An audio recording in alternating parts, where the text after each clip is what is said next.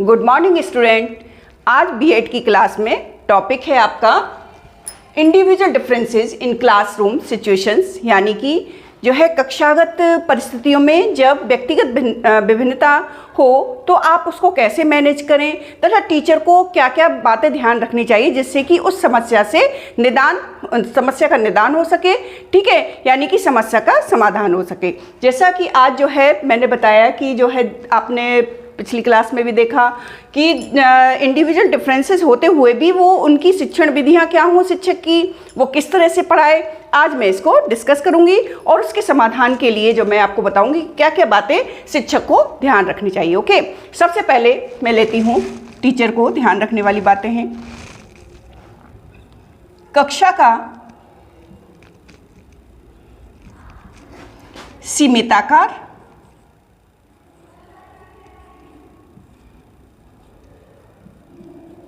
Okay, यानी कि class में 25 एक टीचर के साथ जो है 20 या 25 या 30 बच्चे होने चाहिए। इससे ज़्यादा अगर होंगे तो बच्चों को मैनेज करने में उसको दिक्कत होगी और इसलिए एक कक्षा का सीमित आकार यानी कि 25 या 30 स्टूडेंट हों एक टीचर के पढ़ाने में।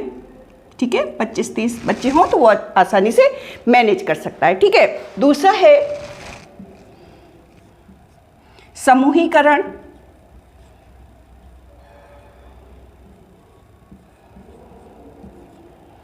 तथा वर्गीकरण। ठीक है, बच्चों को समूह में बांट दे, होशियार बच्चे एक ग्रुप में तथा थोड़े उससे कम वाले दूसरे ग्रुप में, और उनका वर्गीकरण कर दे, यानी कि प्रखर बच्चों को एक तरफ, ठीक है, दूसरा मध्यम और निम्न बुद्धि। ओके, निम्न बुद्धि, इस तरह से ग्रुप में डिवाइड कर देना चाहिए। ठीक है, उसके बाद पाठ्यक्रम का निर्माण,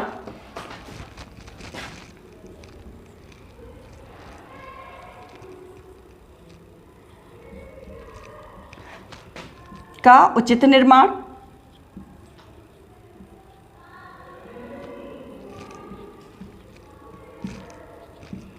ठीक है।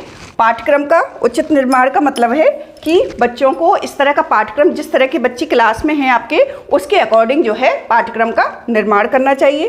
ठीक है, पाठ्यक्रम कैसा हो आपका, उनकी अभिक्षमता रुचियों के अनुसार हो, रुचि,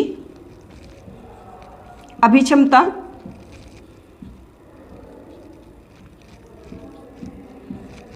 अभियोग्यता,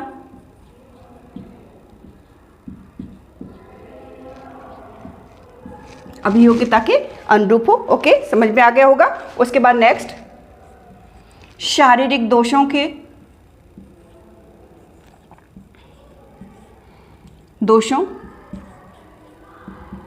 ओके, जब शारीरिक दोष हैं उनमें तो उसके प्रति ध्यान रखें।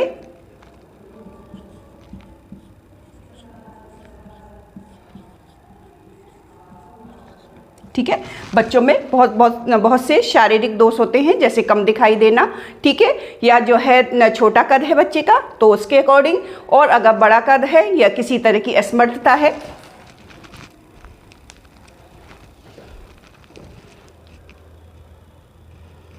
किसी तरह की असमर्थता हो तब भी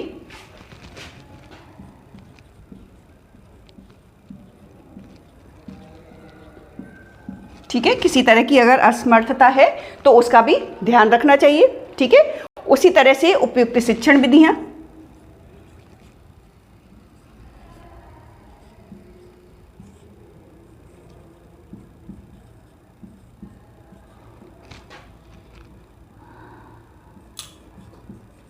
उपयुक्त शिक्षण विधियों का यूज करना चाहिए, यानी कि उनकी जो है अभिक्षमता है, उनकी रुचि है, उसको ध्यान में देते हुए, यानी कि तीव्र या मध्यम, अगर बच्चे की बुद्धि तीव्र है तो उसके अकॉर्डिंग, ठीक है, मध्य तथा निम्न। ठीक है, इस बात को भी ध्यान में रखना चाहिए, यानी कि उपयुक्त शिक्षण विधियां हो। ठीक है, बालकों की रुचियों का विशेष ध्यान,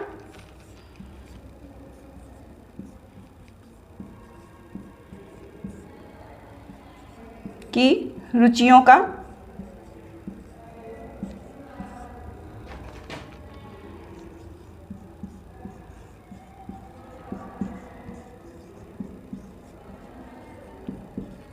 ठीक है, बच्चों की रुचियों का ध्यान देना चाहिए, उसी के अकॉर्डिंग पाठ्यक्रम का निर्माण करना चाहिए।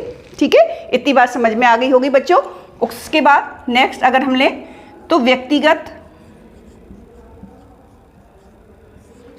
शिक्षण, ठीक है, व्यक्तिगत शिक्षण की व्यवस्था। अगर किसी बच्चे को कोई समस्या है तो उसके लिए हम यहाँ पर व्यक्तिगत शिक्षण की जो है व्यवस्था रखते हैं। ठीक है, जैसे कि जो है उसके अनुसार किंडरगार्टन,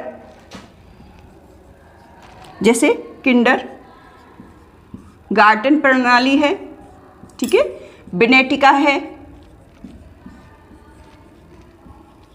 मांटेसरी है, केवल जो खेल पर ध्यान देती है। ओके, इतना समझ में आ गया होगा कि व्यक्तिगत शिक्षण की भी हम व्यवस्था कर सकते हैं। जो है जिस तरह का बच्चा है उसी की रुचियों के अनुसार उनको खेल खेल में हम सिखा सकते हैं। ठीक है, यानी कि उनकी गति के अनुसार हम ये व्यवस्थाएं भी बना सकते हैं। ठीक है, उसके बाद नेक्स्ट है आपका व्यवसाय संबंधी,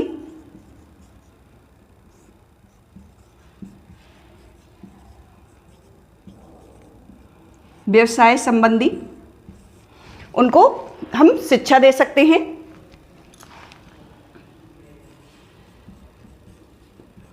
व्यवसाय संबंधी शिक्षा हम बच्चों को दे सकते हैं, यानी कि वो किस तरह से पढ़ना चाहते हैं, उनकी पसंद नापसंद।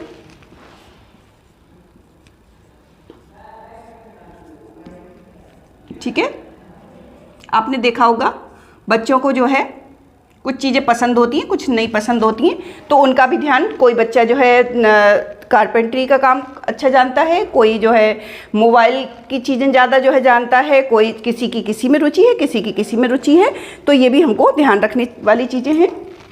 ठीक है, उसके बाद और भी है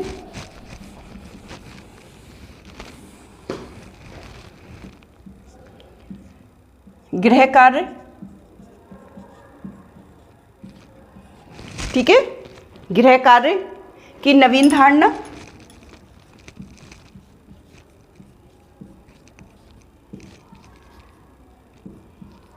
ठीक है, यानी कि हम जो है बच्चों की रुचि के अनुसार उसमें कुछ नया जो है इनोवेशन कुछ कर सकते हैं, उनको अच्छी तरह से और जो है गृह कार्य दें जिससे उनका उसमें मन लगे। ठीक है, यानी कि उनका रुझान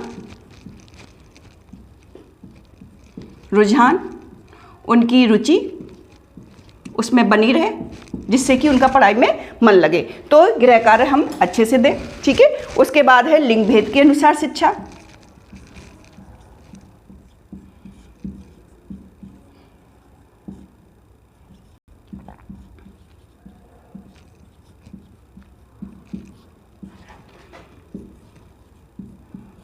ठीक है, लिंग भेद के अनुसार भी हम शिक्षा दे सकते हैं। जो लड़कियों के लिए गृह विज्ञान के कोर्स से ज़्यादा पढ़ा सकते हैं, लड़कों के लिए जो है गणित और फिजिक्स वगैरह जो है करा सकते हैं, तो उसमें उनका ज़्यादा मन लगता है। ठीक है, इतनी बातें आपको समझ में आ गई होंगी। नेक्स्ट है आपका जो है शैक्षिक निर्देशन की व्यवस्था।